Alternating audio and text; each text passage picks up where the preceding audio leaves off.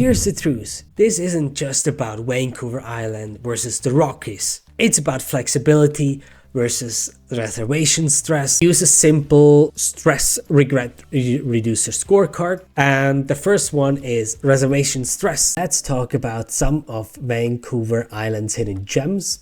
And the first one I want to highlight is the hole in the wall in Port Alberni, which I have in the Mind Trip overview here as well.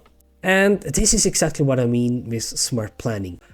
Meanwhile, Port Alberni has a quick forest walk, which I think is around 10 minutes away from Port Alberni.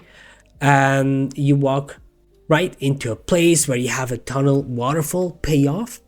As you can see here on the picture right away, it is not stroller friendly and you have limited pullouts, so be aware of that. And the best time would be in the morning, where parking is getting tight later in the day. So next on the list is a rather special one.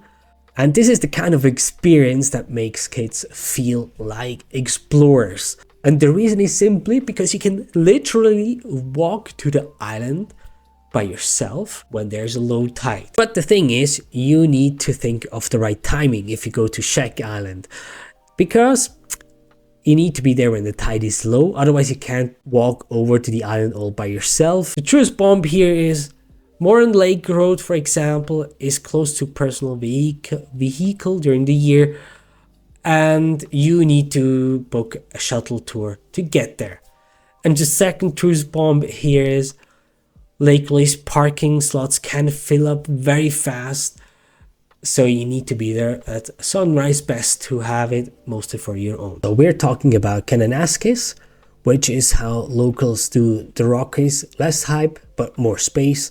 And some of the tips I can give you when you go to Kananaskis is that it needs conservation pass, which is around $15 a day or $19 per vehicle per year, and is best during weekdays or early trailheads. And then the next point would be Yoho and the Kootenay Rockies as an alternative to Banff, Lake Louise or Jasper. For example, if Lake Louise gets too crowded, you can visit Emerald Lake, which has still quite a few visitors, but definitely less crowds than you would have at Lake Louise. You neither have this shuttle restrictions as you would have with Moran Lake. Let's talk about crowd avoidance strategy and a breakdown, and talk about some of the challenges you have in either of these two destinations.